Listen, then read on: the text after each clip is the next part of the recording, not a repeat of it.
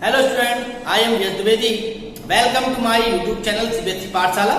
Please subscribe and press bell icon for latest update. आज के इस वीडियो में हम पढ़ने वाले हैं कि किसी भी ग्राफ को ड्रॉ करने में हमें कौन कौन से मैथमेटिकल कॉन्सेप्ट यूज करने होते हैं। तो देखिए, जब किसी ग्राफ को हम ड्रॉ करते हैं तो सबसे पहले तो हमें मालूम होना चाहिए कि उसकी टेंडेंसी कैसी है, मतलब वो इंक्रीजिंग है या डिक्रीजिंग है या वो एक कांस्टेंट ग्राफ है, ठीक है।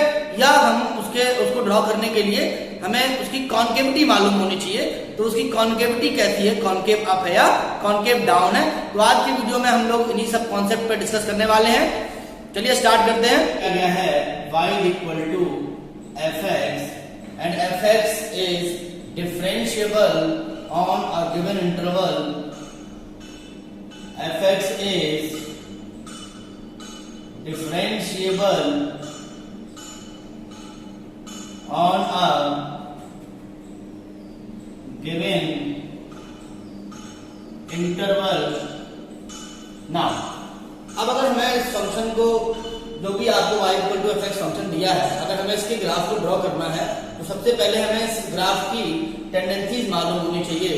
तो वो कौन कौन सी टेंडेंसी है जो हमें मालूम होनी चाहिए। सबसे पहली आपकी टेंडेंसी है इंक्रीजिंग ग्राफ, इंक्रीजिंग ग्राफ। तो अगर आपका कोई function y equal to fx है जो कि गिवन इंटरवल में, जिस इंटरवल में मुझे ग्राफ को ड्रॉ करना है, अगर इस इंटरवल में ये डिफरेंशिएबल है, उस केस में क्या होगा, अगर आपका y इक्वल टू fx हमारा होता है तो आप उसका फर्स्ट डेरिवेटिव निकालेंगे dy बाय dx, जो कि आपका लिखा जाता है f डैश x, ठीक है। और इसका जो सेकंड डेरिवेटिव आपका है वो लिखा जाता है D square by upon D H square, इसको हम लोग नोट करते हैं f डबल डैश x से, ठीक है। तो इंक्रीजिंग फंक्शन कैसे होते हैं जरा देख लेते हैं एक बार। अगर कोई भी ग्राफ इंक्रीजिंग होगा तो या तो उसकी टेंडेंसी कुछ इस तरह से हो सकती है, या अगर कोई ग्राफ हमारा इंक्रीजिंग होगा तो उसकी टेंडेंसी इस तरह से हो सकती है। इन दोनों की टेंडेंसी में हमने एक बात ऑब्जर्व की कि अगर हम लोग यहाँ पर कोई भी tangent D Y by D X क्या होता है, D Y by D X basically किसी भी पॉइंट पर आपको इंस्टेंटेनियस चेंज देता है किसी भी ग्राफ के लिए, किसी भी कर्व के लिए। तो इसका मतलब है कि वो टेंजेंट का स्लोप होता है। तो हम लोग यहाँ पे ऑब्जर्व कर रहे हैं एक बार कि जो आपके कर्व है, यहाँ पर जो मैं टेंजेंट ड्रॉ करता हूँ तो दोनों ही केसेस में जो टेंजेंट का एंगल है with the positive direction of x axis, यहाँ पर भी देखते हैं जो एंगल हमारा है positive direction of x axis के साथ में ये कैसा है, पॉजिटिव है। थीटा आपका कैसा है, पॉजिटिव है, ग्रेटर देन 0 है। यानी जनरली अगर हम लोग बात करें तो थीटा हमारा 0 से 90 के बीच लाई कर रहा है। यहाँ पर भी अगर हम देखें तो जो हमारा एंगल है वो 0 से 90 के बीच लाई कर रहा है। इसका मतलब है कि हमारा जो स्लोप है वो पॉजिटिव होना चाहिए। तो अगर ग्राफ की टेंडेंसी हमारी इंक्रीजिंग है, अगर ग्राफ की टेंडेंसी इंक्रीजिंग होगी तो इसके लिए सफिशिएंट कंडीशन क्या होगी, dy बाय dx यानी f dash x greater than equal to 0, it is called strictly increasing.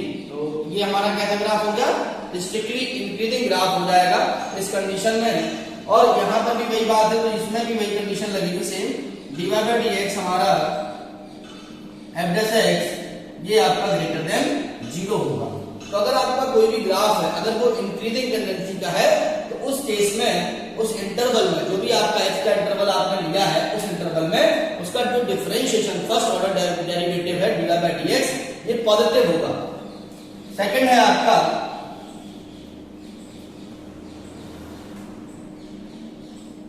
Strictly decreasing.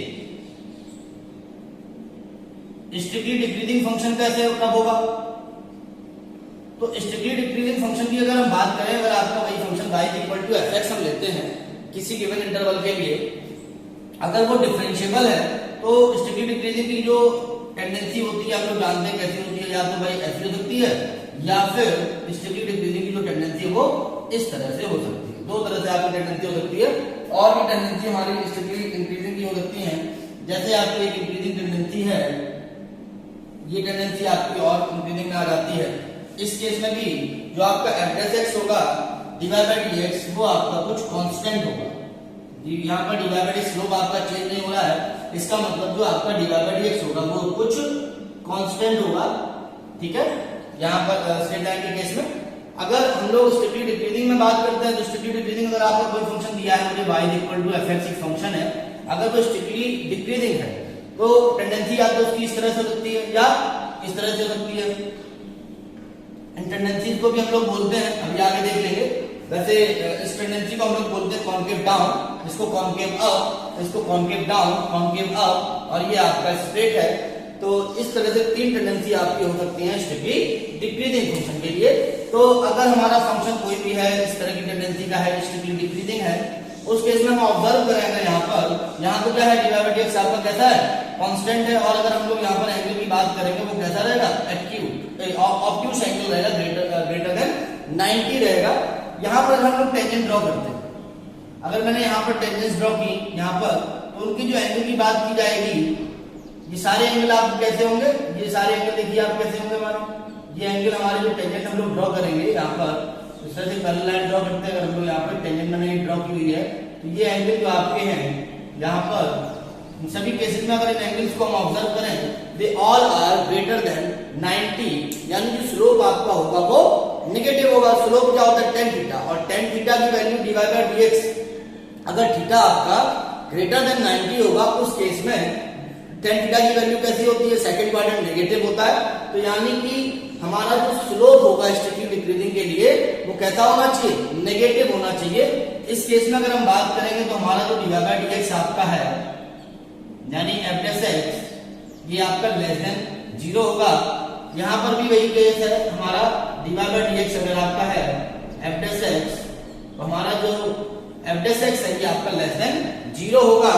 इस केस में जो आपका dy बाय dx है वो कांस्टेंट होगा और नेगेटिव होगा। f डैश x आपका कैसा होगा, कांस्टेंट होगा और कैसा होगा, नेगेटिव, कांस्टेंट होगा और नेगेटिव होगा। इस केस में जो हमारा कांस्टेंट होगा वो कैसा होगा, पॉजिटिव होगा। ठीक है, तो यहाँ पर ये सेकंड जो टेंडेंसी हमारी होती है strictly decreasing function, strictly decreasing function कब होगा, जब उसका फर्स्ट ऑर्डर डेरिवेटिव नेगेटिव होगा, f डैश x आपका लेस देन 0 होगा। नेक्स्ट आपकी जो टेंडेंसी है देखते हैं जरा हम लोग, तीसरा है, तीसरी कंडीशन आपकी है non decreasing. Non decreasing graph का क्या मतलब है, यहाँ पर नॉन डिक्रीजिंग अगर ग्राफ या फंक्शन जो आपका होगा उसका जो ग्राफ है वो नॉन डिक्रीजिंग कब होगा। नॉन डिक्रीजिंग का यहाँ क्या मतलब है, नॉन डिक्रीजिंग का मतलब है आइदर इट इज कांस्टेंट और इंक्रीजिंग। उस केस में अगर हम बात करें अगर कोई भी हमारे कर्व की टेंडेंसी है वो क्या हो सकती है, हो सकता है वो पहले कुछ इंक्रीज करती है फिर कुछ टाइम के लिए कांस्टेंट भी हो सकती है फिर वो इंक्रीज कर सकती है, कुछ इस तरह की टेंडेंसी मिल सकती है। इसका मतलब है कि जब इसका जो टेंजेंट अगर हम लोग ड्रॉ करेंगे तो उसका या तो स्लोप जो होगा वो या तो पॉजिटिव होगा, या इस केस में अगर हम बात करेंगे तो हमारा यहाँ पर जो एंगल होगा वो कितना होगा, 0 होगा। यहाँ पर बात करेंगे तो हमारा जो स्लोप होगा वो थीटा वो कैसा होगा, ग्रेटर देन 0 होगा। तो थीटा हमारा ग्रेटर देन 0 होगा, थीटा आपका 0 से 90 के बीच लाई करेगा। इस टेंडेंसी में क्या मतलब है, इस टेंडेंसी का मतलब है it is non decreasing graph. Non decreasing graph मतलब इट इज आइदर कांस्टेंट और इट इज इंक्रीजिंग ग्राफ। इस केस में क्या कंडीशन हो सकती है, या तो हमारा कर्व जो आपका dy बाय dx जो फंक्शन हमारा था y इक्वल टू fx अगर हमारा फंक्शन है तो dy बाय dx आपका उस केस में f डैश x ये क्या हो जाएगा आपका ग्रेटर देन इक्वल टू 0। ठीक है, इक्वल टू 0 भी हो सकता है, यहाँ पर ध्यान रखिएगा। ये हमारा नॉन डिक्रीजिंग ग्राफ के लिए हम लोग बात करते हैं। आगे हमारा जो नेक्स्ट है वो आपका है नॉन इंक्रीजिंग ग्राफ। तो नॉन इंक्रीजिंग ग्राफ सिंपल है, जो ग्राफ आपका नॉन इंक्रीजिंग है मतलब या तो वो कांस्टेंट होगा या फिर डिक्रीजिंग ग्राफ होगा। जैसे अगर हम लोग यहाँ पे ऑब्जर्व करते हैं टेंडेंसी को देखते हैं, जैसे मान लो हमारा ग्राफ ही डिक्रीजिंग था फिर वो कुछ कांस्टेंट होता है फिर वो डिक्रीज होता है, तो इस तरह की कुछ टेंडेंसी यहाँ पर ऑब्जर्व की जा सकती है। इस टेंडेंसी में हम लोग क्या बात ऑब्जर्व कर रहे हैं कि अगर हमारा फंक्शन कोई y इक्वल टू fx है, अगर वो एक नॉन इंक्रीजिंग ग्राफ है तो यहाँ पर देखिए आप अगर टेंजेंट ड्रॉ करते हैं तो इसका जो एंगल होगा थीटा, यहाँ पर जो थीटा होगा वो 0 होगा अगर टेंजेंट ड्रॉ होगी, और यहाँ पर जब हम लोग टेंजेंट ड्रॉ करेंगे तो उस केस में जो थीटा हमारा होगा वो ग्रेटर देन 0 होगा। इस केस में जो आपका एंगल होगा वो ग्रेटर देन 90 होगा, आपका जो एंगल होगा वो 90 टू 180 लाई करेगा डिग्री में। यहां पर हमारा क्या होगा, 0 होगा। तो अगर हमारा थीटा, अगर आपका थीटा 90 से 180 लाई कर रहा है, इसका मतलब टेंजेंट का स्लोप यानी tan थीटा वो नेगेटिव होगा। अच्छा, थीटा इक्वल टू 0 जहां पर होगा वहां पर tan थीटा कैसा हो जाएगा, 0 हो जाएगा। इसका मतलब है ये ग्राफ या तो डिक्रीज करेगा या कांस्टेंट हो जाएगा। तो इसका मतलब है ये इंक्रीज नहीं करेगा, या तो कांस्टेंट है या डिक्रीजिंग ग्राफ है, इसलिए इसको हम लोग बोलते हैं नॉन इंक्रीजिंग ग्राफ। इस केस में अगर हमारा function y equal to fx है, जो कि गिवन इंटरवल में अगर डिफरेंशिएबल फंक्शन है, उस केस में इसका जो फर्स्ट डेरिवेटिव यानी कि dy बाय dx होगा, यानी कि f डैश x, ये आपका होगा लेस देन इक्वल टू 0। ठीक है, तो लेस देन इक्वल टू 0 मतलब लेस देन जहां पर होगा वहां पर डिक्रीजिंग हो जाएगा, और जिस इंटरवल में हमारा f dash x equal to 0 होगा वहां पर भी ग्राफ हमारा कैसा हो जाएगा, कांस्टेंट हो जाएगा। तो इस ओवरऑल ग्राफ को हम लोग बोल सकते हैं नॉन इंक्रीजिंग ग्राफ। तो ओवरऑल इंक्रीजिंग डिक्रीजिंग, यहाँ पर हमारे पास 4 पॉसिबिलिटीज होती है किसी ग्राफ को लेकर। पहली आपकी होती है स्ट्रिक्टली इंक्रीजिंग, दूसरी आपकी होती है स्ट्रिक्टली डिक्रीजिंग। स्ट्रिक्टली इंक्रीजिंग के लिए क्या है, फर्स्ट ऑर्डर डेरिवेटिव जो हमारा ग्राफ है, जो हमारा फंक्शन है, उसका first order derivative dy by dx ये आपका पॉजिटिव होगा, ग्रेटर देन 0 होगा। और जो आपका ग्राफ है, अगर आपका ग्राफ स्ट्रिक्टली डिक्रीजिंग ग्राफ होगा, स्ट्रिक्टली डिक्रीजिंग ग्राफ में जो आपका dy बाय dx है वो लेस देन 0 होगा। और अगर आपका ग्राफ नॉन डिक्रीजिंग ग्राफ है, नॉन डिक्रीजिंग ग्राफ मतलब अगर ग्राफ आपका कांस्टेंट या तो कांस्टेंट है या इंक्रीजिंग ग्राफ है, आइदर इंक्रीजिंग और कांस्टेंट ग्राफ, उस केस में आपका जो dy बाय dx है ये आपका ग्रेटर देन इक्वल टू 0 होगा। और अगर आपका ग्राफ नॉन इंक्रीजिंग ग्राफ है, आइदर इट इज कांस्टेंट और डिक्रीजिंग ग्राफ, इस केस में आपका f dash x less than 0 होगा। अब यहाँ पर हम लोग आगे बात करते हैं कॉनकेविटी की। तो अगर आपको एक फंक्शन दिया गया है y equal to fx, y equal to fx जो आपका ग्राफ दिया गया है, y इक्वल टू fx जो आपका फंक्शन है, इसका हम लोगों को ग्राफ ड्रॉ करना है, तो उसकी कॉनकेविटी की बात करते हैं। तो कॉनकेविटी में क्या है, कौन सब जरा समझते हैं। देखिए कॉनकेविटी 2 तरीके की होती है। पहली आपकी है कॉनकेव अप। कॉनकेव अप कौन सी टेंडेंसी होती है, जरा समझ लेते हैं। कॉनकेव अप में ये जो टेंडेंसी आपकी है, इंक्रीजिंग ग्राफ है लेकिन इसकी टेंडेंसी कैसी, कॉनकेव अप है। ये आप हम लोग, अगर ये ग्राफ हमारा देखिए डिक्रीजिंग है और इसकी भी जो कॉनकेविटी है वो कॉनकेव अप है। कैसे मालूम करेंगे, कर्व जहां पर भी आपका ड्रॉ है, अगर उस पर हम कोई भी टेंजेंट ड्रॉ करते हैं तो टोटल जो कर्व आपका होगा it is like above the tangent. और यहां पर भी अगर हम लोग टेंजेंट ड्रॉ करते हैं, तो यहां पर भी अगर टेंजेंट ड्रॉ करें तो टेंजेंट से देख रहे हैं हम लोग जो कर्व आपका है लाइक अबव द टेंजेंट। तो इन दोनों केसेस के लिए हमारा क्या कॉनकेव अप है। अब यहाँ पर क्या चीज है, यहाँ पर हम लोग देख सकते हैं, अगर आपका ये जो टेंजेंट ड्रॉ करते हैं लोग, यहाँ पर ये पहले स्लोप इस तरह से था थीटा, यहाँ पर हमारा थीटा हुआ, ठीक है, यहाँ पर थीटा, फिर हमने एंगल देखा। तो यहाँ पर हम लोग थीटा देख रहे हैं, ये जो आपका एंगल है उसको हम लोग अगर ऑब्जर्व कर रहे हैं तो कॉनकेव अप में क्या होता है, हमारा जो थीटा है वो इंक्रीज कर रहा है। यानी कि जो टेंजेंट आपकी है, अगर आप इंस्टेंटेनियस पॉइंट पर टेंजेंट ड्रॉ करते जाएंगे तो उसका एंगल क्या होगा, जो टेंजेंट आपकी है उसका पॉजिटिव एक्स एक्सिस के साथ में जो एंगल होगा वो इंक्रीज करता जाएगा।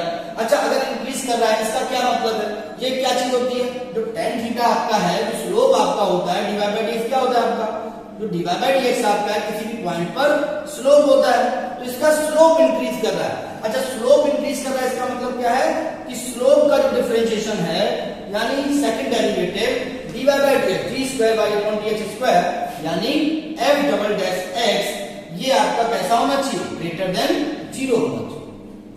अगर आपका किसी फंक्शन का डबल डेरिवेटिव किसी गिवन इंटरवल में ग्रेटर देन 0 है, इसका मतलब है उस इंटरवल में हमारा fx जो है उसका जो कॉनकेविटी उसकी जो होगी वो कॉनकेव अप होगी। यहां पर भी वही कंडीशन रहेगी आपकी, जो d square Y upon dx square है, यानी f डबल डैश x आपका है, ये कैसा होगा, ये ग्रेटर देन 0 होगा। ये हमारी कॉनकेव अप की टेंडेंसी होती है। कॉनकेव अप में क्या है, स्लोप आपका इंक्रीजिंग होता है, स्लोप आपका इंक्रीजिंग होता है। अगर आप पॉजिटिव डायरेक्शन में मूव करते हैं ग्राफ में अगर आप पॉजिटिव डायरेक्शन में मूव करते हैं, पॉजिटिव एक्स डायरेक्शन में अगर मूव करते हैं, तो जो स्लोप आपका होता है, स्लोप क्या होगा? Slope is increasing when move towards positive direction of x axis. अगर आप एक्स एक्सिस में पॉजिटिव डायरेक्शन में मूव करेंगे तो जो आपका स्लोप होगा कॉन्केव अप में कैसा होगा? इंक्रीजिंग होगा। It is clear. नेक्स्ट आपकी जो कॉन्केविटी है वो आपकी है कॉन्केव डाउन। कॉन्केव डाउन में देखिए क्या होता है, कॉन्केव डाउन।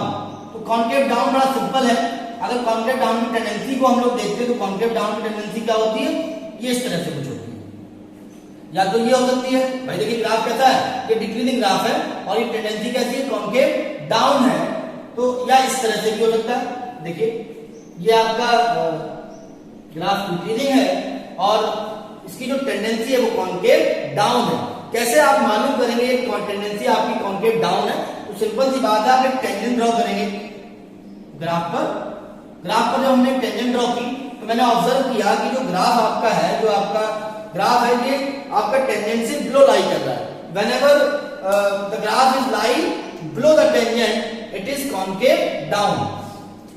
यहां पर भी अगर आप टेंजेंट ड्रॉ करते हैं, अगर आपने यहां पर टेंजेंट ड्रॉ की तो यहां पर भी आप ऑब्जर्व कर रहे हैं कि जो आपका ग्राफ है ये टेंजेंट से बिलो लाई कर रहा है। तो अगर ग्राफ हमारा जो है वो अगर बिलो लाई कर रहा है, इसका मतलब ये कॉन्केव डाउन टेंडेंसी होगी। तो ग्राफ आपका है वो कॉन्केव डाउन होगा। तो यहाँ पर क्या चीज हम लोग देखिए ऑब्जर्व करते हैं, हम लोग जरा पॉजिटिव एक्स एक्सिस में अगर मूव करते हैं तो स्लोप के साथ क्या होता है? ये मैंने जैसे टेंजेंट ड्रॉ की, यहाँ पर आपको ये स्लोप मिलेगा, फिर मैंने यहाँ टेंजेंट ड्रॉ की, ये स्लोप मिलेगा, फिर मैंने यहाँ पर टेंजेंट ड्रॉ की, तो ये स्लोप मिलेगा मुझे। तो हम लोग देख रहे हैं कि नेगेटिव में यहाँ पर एंगल हमारा ज्यादा है, 90 से ज्यादा था। यहाँ पर भी एंगल जो हमारा है ये आपका 90 से ज्यादा है, लेकिन हमारा जो थीटा है, जो एंगल आपका अगर हम यहाँ से अगर मूव कर रहे हैं तो एंगल देखिए क्या हो रहा है? एंगल डिक्रीज कर रहा है, ठीक है ना। तो जो टेन थीटा आपका है ये ऑलवेज इंक्रीजिंग ग्राफ होता है। अगर आपका एंगल डिक्रीज करेगा, अगर आपका एंगल डिक्रीज करेगा, इसका मतलब है भाई थीटा जब इंक्रीज करता है तो टेन थीटा इंक्रीज करता है। और अगर थीटा आपका डिक्रीज कर रहा है तो थीटा आपका देखिए थोड़ा सा पहले कैसा है? 180 के अप्रॉक्स है, उसके बाद थोड़ा सा और 90 के नियर हुआ, फिर उसके बाद और 90 के नियर हुआ। इसका मतलब हमारा जो एंगल है वो डिक्रीज कर रहा है। और अगर आपका एंगल डिक्रीज कर रहा है इसका मतलब हमारा स्लोप जो होगा वो डिक्रीज करेगा। स्लोप डिक्रीज करेगा मतलब स्लोप का डिफरेंशिएशन जो होगा वो निगेटिव होगा। यानी इसमें अगर टेंडेंसी की बात अगर हम लोग करें तो अगर हम लोग पॉजिटिव एक्स एक्सिस में ग्राफ जब मूव करते हैं तो कॉन्केव डाउन में जो हमारा फंक्शन होगा उसका जो स्लोप है, ठीक है, जो टेंजेंट के स्लोप आपके होते हैं वो क्या होंगे? डिक्रीजिंग होंगे। तो slope is decreasing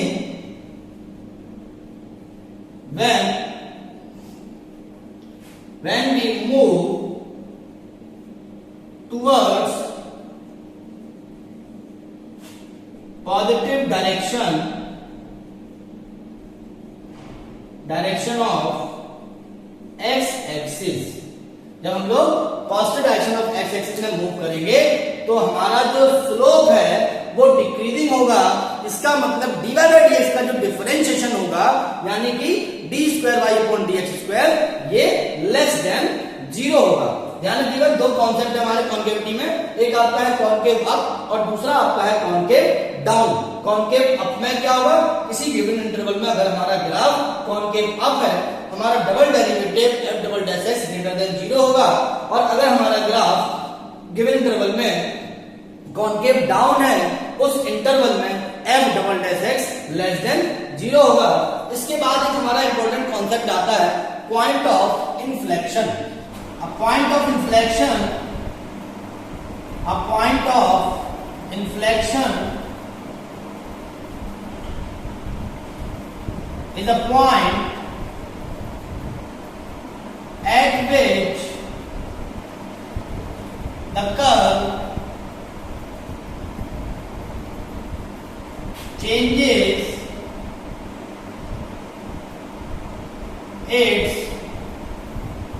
concavity means either curve changes from concave up to concave downward